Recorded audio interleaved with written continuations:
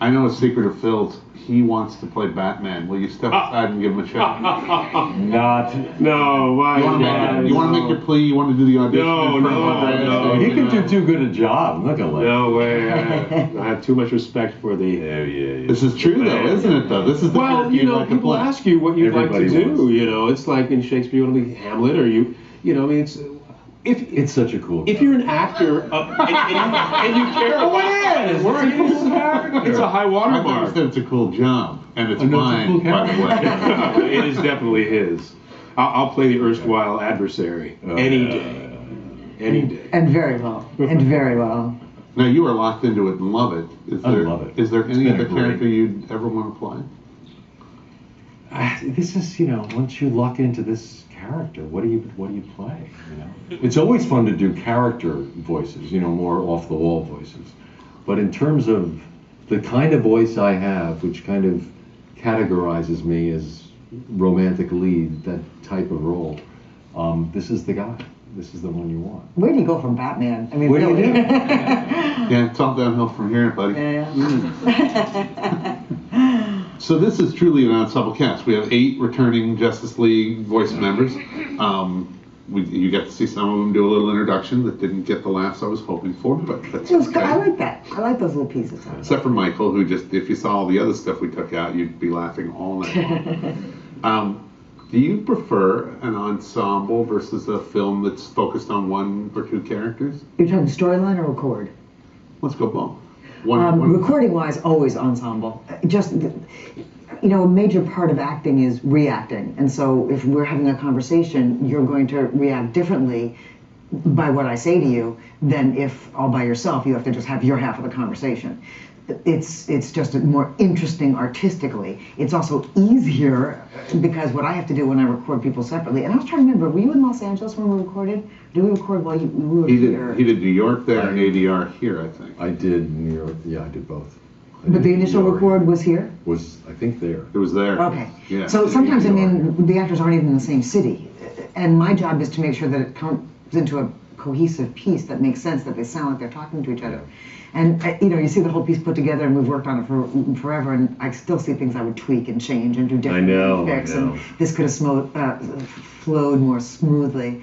But when I have to record people individually, I have to remember what the actor who spoke before him did, what they sounded like, and what the actor afterwards sounded like, so that their piece of the puzzle fits in and makes sense. So for me, it's more work for me to record actors separately. But just logistically, actors were, and I think you were in Los Angeles. You weren't in Vancouver. You had just come in from Vancouver. Right. I think you were still shooting. So, and Nathan, bless his heart, he hardly ever says no. He's just the greatest guy to say yes so often. But I think we recorded him on a Sunday, and he had like an hour and a half window. Of a holiday weekend. Of a holiday weekend. And we were like, absolutely, we'll do it, Nathan, if you'll do it. And he was like there.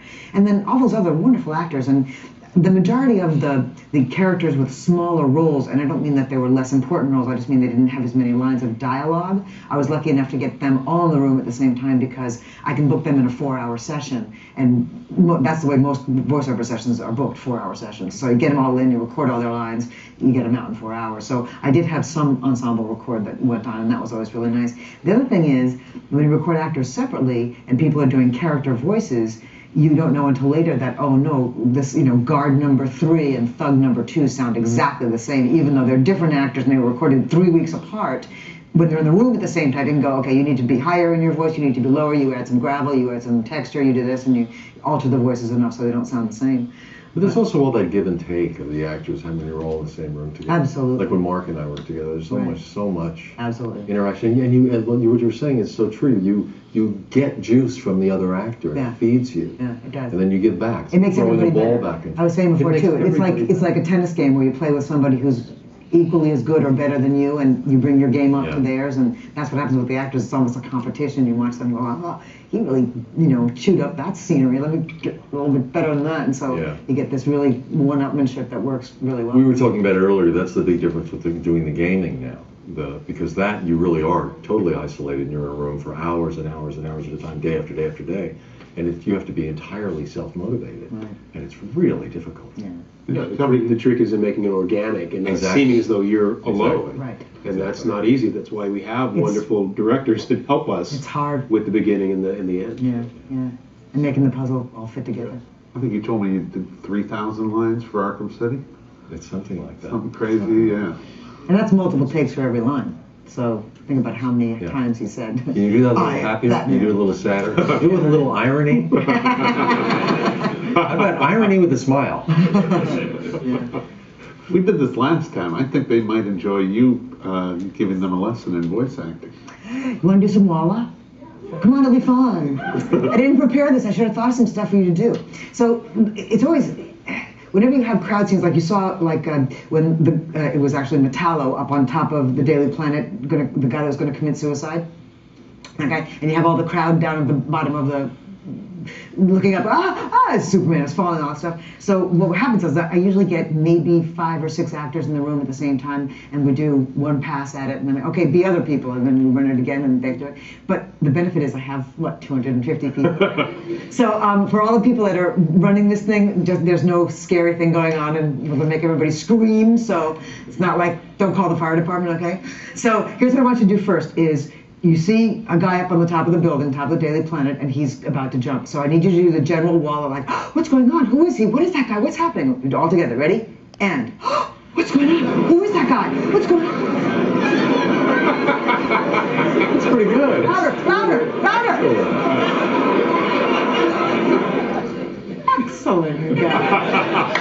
And now, Bravo. And now Superman is falling, and it's so much more intense. You're going to start it bigger. You're going to start it louder and bigger. So, it's going on, much bigger, and then I'm going to get cut off. Okay, ready? And no.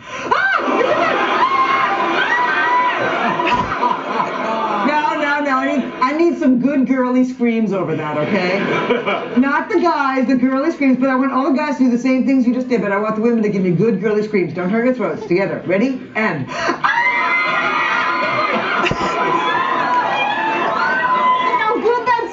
That would take me a half hour in a session. Very good. We recorded that, and you're not getting paid. No therapy this week. You're all good. You're all good.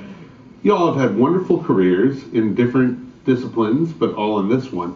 Can you, especially this genre, what memento, what's the most significant or special memento you've collected or kept? Oh, I can tell from you. all of this? Absolutely. You mean like, I got a couple of Emmys I dress up. But I had the great good pleasure of working with and directing, I wasn't directing it yet. I was a casting director at Hanna-Barbera, of working with Mel Blanc. Oh. I mean, it just doesn't get any better than that. And at the time I was the casting director, and part of my job was also to Xerox the scripts, write the actor's name on the script, which characters they were playing, put on the music stands that they worked off of, and then at the end of the session, clear those papers away. And Mel was doing the Jetsons. He was Mr. Spacely on the Jetsons. We made a bunch of those episodes. And what was so fascinating about Mel, aside from his stunning talent, was he used to mark every single word on his script. 1 line, 2 lines, an accent here, a curve there, squiggly line. Every single word, he plotted out how he was going to do it. And at the end of one of the sessions, I was cleaning off all the stands, and he had left his script on the stand. And so I have his script with all of his individual. Oh, that's very cool. It's very cool. That's my favorite memento. That's very hard. Wow. It is. It really is. It's very special. I did a movie called Atlantis for Disney, and played Dr. Sweet, and they gave me the maquette that the animators make, the 3-dimensional kind of sculpted figure.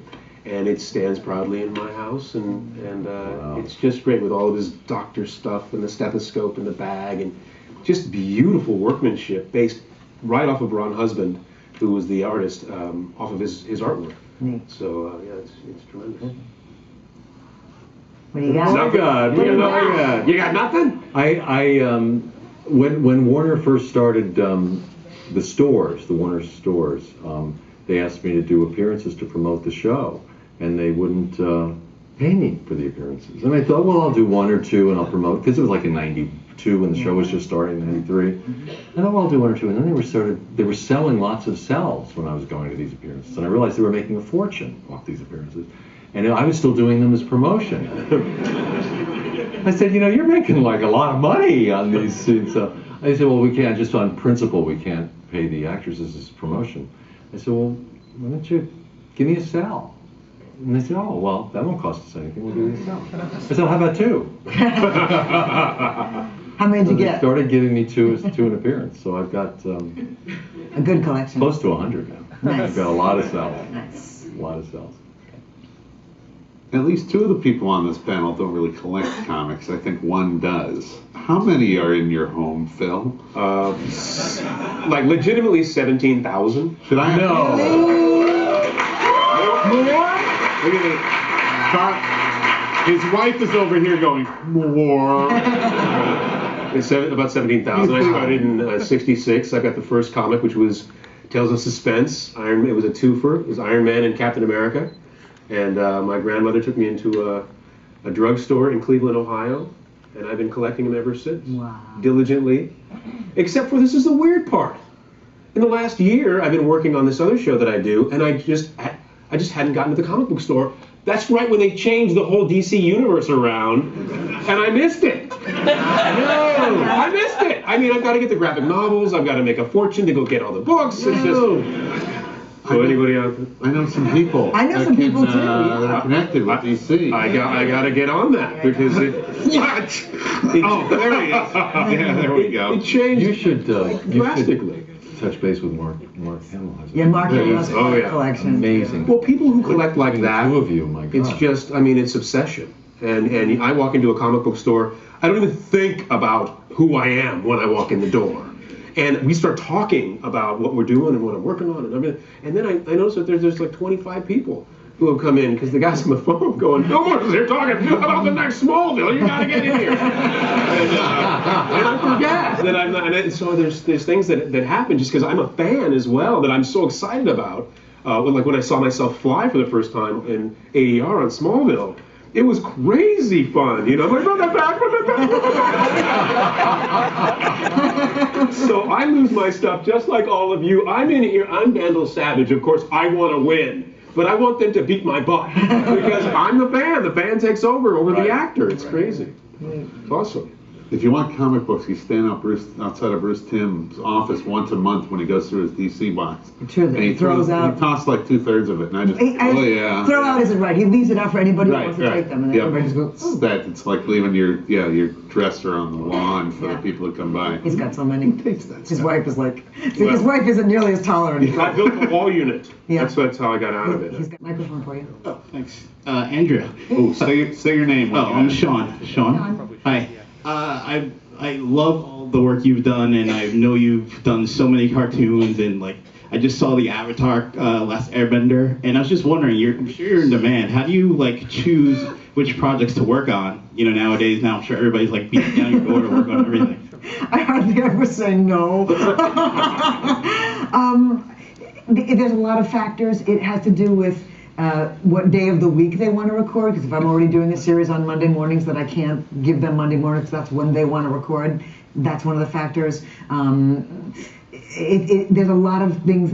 Does the piece appeal to me? Do I feel like it plays to my strong suit, something I can do? Do I think it's funny? Do I think it's, am I doing exactly the same thing I just already did? Is it something that challenges me and is interesting for me? But I'm very lucky that I'm offered a lot of work, and I think I have 11 projects in production right now, 11 different active projects in production right now. And yet she takes a month off every year and rubs it in on all of us. She sends I emails. just started doing this. It's my saving. It makes me sane. I tell everybody a year in advance what month I'm taking off, and then I take a whole month off, and that's how I get through. I mean, I am in the recording studio 9 till 6 every single day of the week, and sometimes Saturdays and Sundays. I do all my prep work for that at 4 o'clock in the morning. And you may think I'm joking, but Gary Miereanu can attest to the fact that he'll get an email from me at 4 o'clock in the morning, because that's when I'm up. Because it takes a lot of preparation to get ready to walk in and record. You just don't walk in and do the session and be done. A lot of prep work to get to it, especially if I'm casting the series as well. And so I'll do all that prep work from 4 till like 8, maybe get a little bit of exercise in if I can, and then go record all day long. Yeah. But it helps that I love my work, so. Thank you. Thank you. Thank you. You have to be up at 4 in the morning, exhausted, and you get the email from her saying, "I'm taking a month off." Oh, thanks. Have a good time. Ooh, look at me. How about over there with the two-tone kind of thing going there? Yeah. That's you. No, This guy in a suit. okay, well, we're going to the guy with the red tie. Andrea, considering how small and intimate the voiceover acting world is, what is it for you as a casting director that you look for to jump off the page when it comes to a voiceover demo? Oh, number one, acting ability. A lot of people can do lots of voices and they're very clever and they're lots of fun at a party, but if they can't act, I can't really hire them. It's really initially about the acting. I can teach certain things in a recording session. I can teach microphone technique. I can teach people how to manipulate their voices. I cannot, in a 4-hour session, teach someone how to act. So for a demo, I'm looking for acting ability. I'm looking for originality. I'm looking for versatility. And even if you only do one voice, if you do it better than anybody else, then you have a chance. And basically, it's the sort of philosophy I have in life, which is there's always room for excellence. And if you are excellent, there's a place for you. You have to have tenacity too. You have to really stick to it and pursue and pursue and pursue, because there's competition, a lot of competition. But you know, basically it's those factors for a demo. You're welcome. Now remember to say your name. Now we'll come back down a couple of rows to the fellow. Yeah, there you go. This is a question for the whole panel. What's your name? My name's Tim. I'm a huge Dwayne McDuffie fan, and I was wondering if you on the panel could relate maybe an anecdote, a favorite story about Dwayne, a favorite script, any kind of story about it. I'll go first. Well, yeah. I worked with him a lot. You worked more. Adored the man. So lucky that I had him in my life. I am blessed that he was a friend as well as a coworker. But aside from all these DC projects that we worked on, which I loved working on these with him specifically because he took these graphic novels and made them actable. And I think you guys can attest to this because you read the graphic novel, and you know there's something on the page that you read that way, but when you work with a script, it's got to be actable. It's got to be something that the actors can work with, that I can direct. But I also had the great good fortune of working with him on Ben 10, this great series that I did for Cartoon Network, and Glenn Murakami was the producer of that as well. And I don't have any specific stories except that whenever I would see a script that would have Dwayne's name on it, I would just say, I'm in.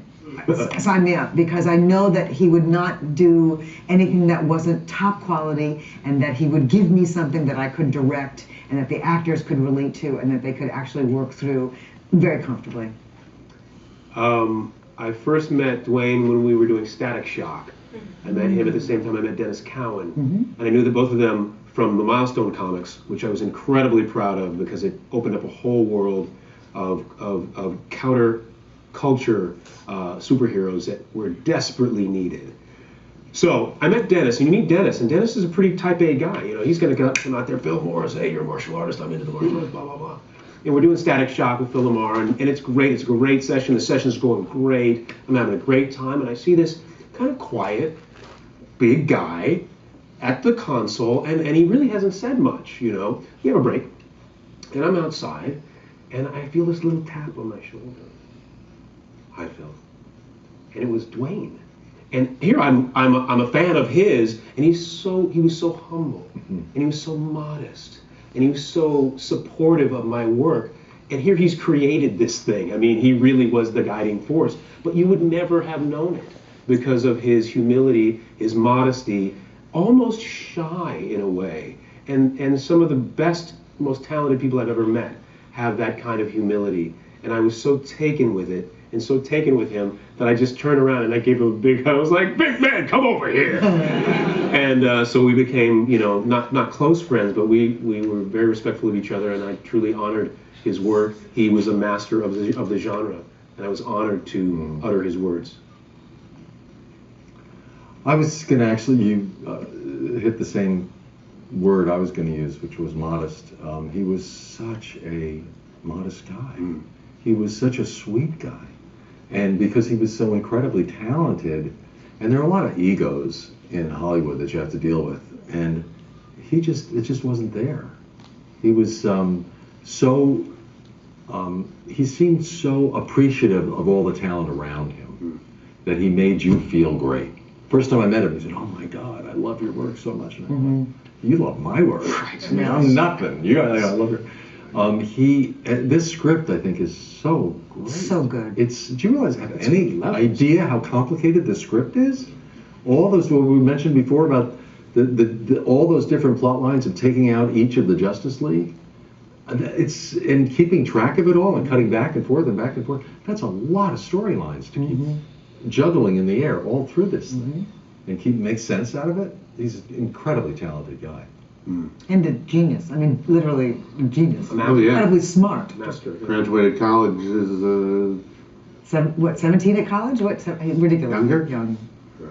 it's like He was a Hauser, child. for God's sake. I mean, a genuine That's not a bona fide genius. I'll tell you this. We a year ago this week we came here to the Paley Center in New York and had an incredible weekend and fun and wonderfulness. And I'm looking up at Charlotte, and it was amazing. And then we went to LA and had the premiere there. And both sides were sold out and blockbuster. And I got the chance we got a picture together, and he told me it was like one of the best weeks of his life, and I cherish that. But it was because of you people really, really appreciating what went on. And he would be as excited about, he was pretty pumped when Gina Torres teased him in the booth and things like that.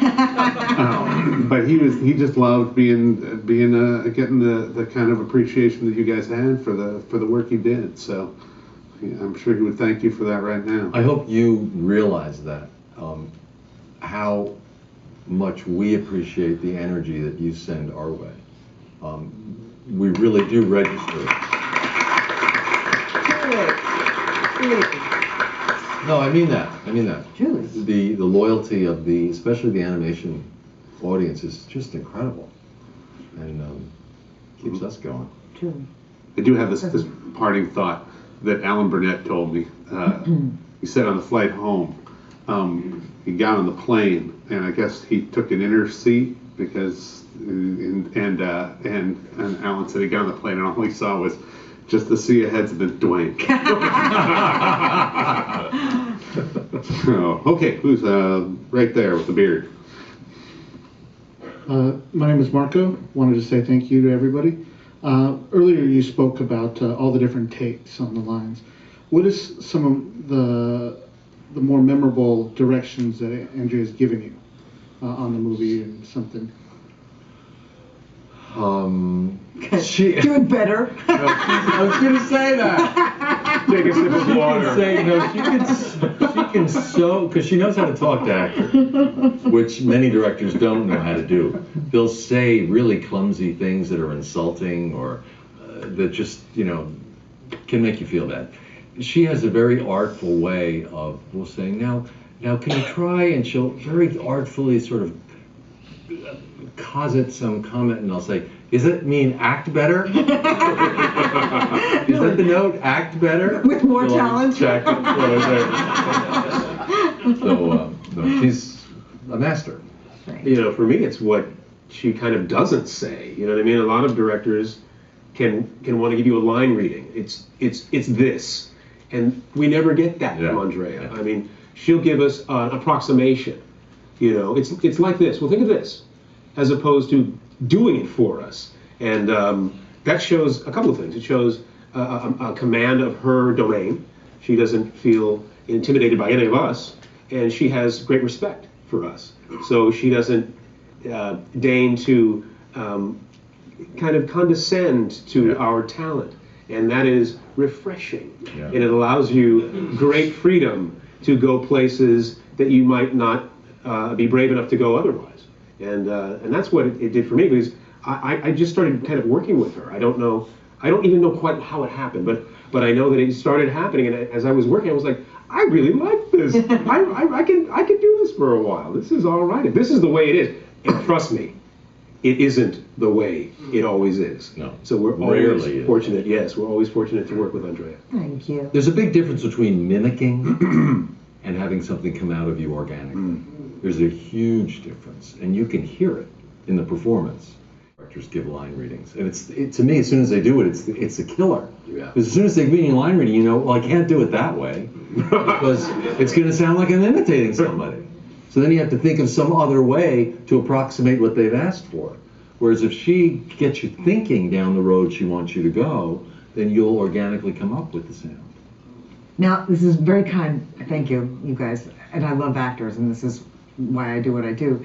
And I don't give you guys line readings because organically you guys come up with your own thoughts. But it's not to say that I have not ever given a line reading to an actor. Because sometimes you're working someone through it and working, and they're not finding, and it's like it's like 4-hour window. It's like, exactly. It's like I can tell you how to do it, and usually people go, "God, just tell me how to do it." You say it this way, and then you have to get them to make that their own. Yeah. It's like, I need you to hit this word. I know it's not coming out organically, but I need you to say, we have to go that way. Not we have to go that way. It's we have to go that way. Because you're pointing. We have to go that way. We have to go that way. No, we have to go that way. So I will give line readings. I don't not ever give line readings, but I never have to give these guys line readings. Thank you. Lady in the middle there. All right, you know what? There's a fellow back there in a Batman sweatshirt. Batman sweatshirt. Yeah, I think that qualifies. He dressed the part tonight. I don't see any other Batman. Well, there's a Batman t-shirt. He was hiding it. No, he's back there. My name is Aitan. Make it good. Yes. And no pressure. Do you guys have a favorite moment of all the DC movies that you have done? As per character. So Batman and characters that you have played. For me, it's the Justice League episode where I'm on this planet alone and Superman comes and I really Vandal. I'm talking about Phil.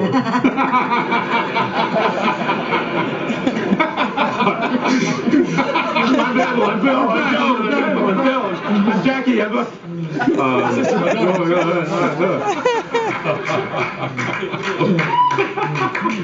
The actors lament. And it's just this wonderful kind of madness that Vandal kind of goes through because he wants to die. He's done. He's lived long enough. And he is really an ally of Superman's, and he wants Superman to kill him, which is the last thing that Superman could ever do. But it ultimately happens, and he's thankful. And at the end of it, he calls Superman my friend. That almost took me out at the session. Yeah. And that's my favorite moment, to see an immortal so at the end of his rope that he wants to end it. That's compelling. That's neat. Great moment for me. I've been so lucky. I've had so many. I know. I have. I mean, my God. I've had so many wonderful shows to work on. I couldn't pick one. How do you pick one? I mean, For Chance to Dream. For Chance to Dream. Has always been a favorite of mine. I think it's a beautiful story. It's beautifully acted. It's. No, I'm kidding. I'm kidding. No, it's. There are so many. Yeah, too many. Perchance to Dream, Yeah. where Batman is drugged and he's. I did the voices of Bruce Wayne, Batman, and then young Bruce Wayne as an adolescent, and then old Bruce Wayne Sr. So he's having these dialogues with himself as he's drugged, and with his father, and it's this internal struggle that's going on, and all the voices had to be distinct but believably related, and we recorded it in real time. So I was having arguments with myself. Right. It was a blast. That's a Mad Hatter story, right? It was a Mad Hatter story. Yeah. So it was Roddy McDowall, the wonderful Roddy McDowall. Roddy McDowall was in it. It was a really interesting story. But no, I've been so lucky. There have been so many good ones. I couldn't pick one. I couldn't. There's too many. What, do you have one? What, you're smiling so Because I've much. been through 1,000 of them in my head while you guys were talking, but there's a scene in Wonder Woman, the film, which I think is still, that's a phenomenal, put together, good great movie. story overall. Yeah. And I see these movies at least 40 times a piece when I'm going through it before we release them, because I got to pick out all the scenes and all the stills. But there's just this one moment when Ares forces are attacking and the Amazons are going on and Washington D.C. is getting destroyed, and one of the Ares forces pulls down the head of Abraham Lincoln out of the Lincoln Memorial, and Steve Trevor, Nathan Fillion, just turns and goes, "Hey, nobody messes with Lincoln."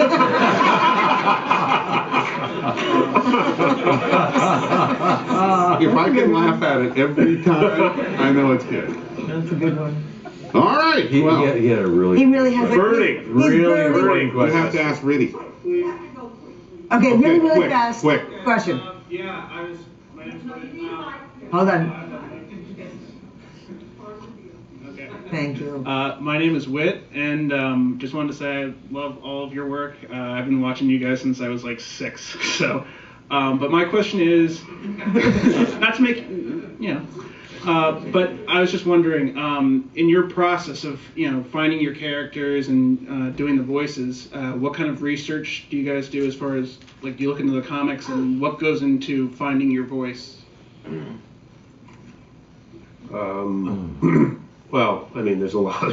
Everyone's got different stories. There's a lot in Everyone's the got process, different and a lot of it's really personal. For me, being a lifelong comic book fan, I've been doing research on this since I was 6.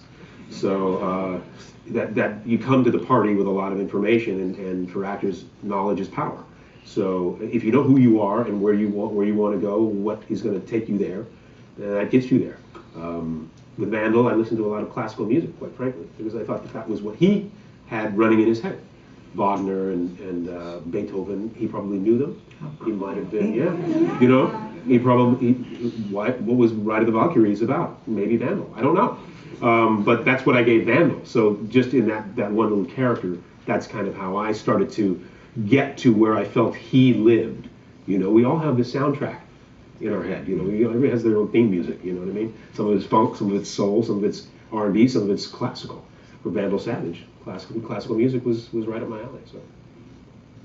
I think for every actor, it's a different thing, and for each character, it's a different thing. I mean, to be honest, it's kind of humbling because working with Phil and working with Mark Hamill and working with people who have incredible library of animation and comic books. And so when I went into the audition, I was really pretty naive. And remember, you were describing to me the Batman story. And I said, well, I remember the 70s show with Adam West. And they were like, no! Hamlet story, in a way. Because I came from the New York Shakespeare Festival. I came from Juilliard. I mean, everyone comes from what their training is. And for me, it was a real theater background. And I just put myself into the head of, just made a choice in the booth. And it just was this sound that came out. It just put me in this very dark place. And it was just... It was brilliant. It was absolutely. It was brilliant. It's also luck. It's a lot of luck. But it's what Phil was saying about you are the culmination of all of your experiences with actors. We are. You are your instrument. You are the culmination of all your life experiences. And all actors do is take that and make it a craft.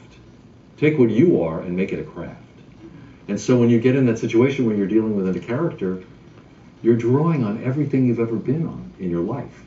When you're in training, they call it sense memory. You're drawing on all those senses and using them to focus in and make choices for the character. Oh no, we're He's done. going to throw us out here. He's going to be so angry. I once again want to thank all of you for coming. I want to thank the Paley Center. Give them a hand. Thank you.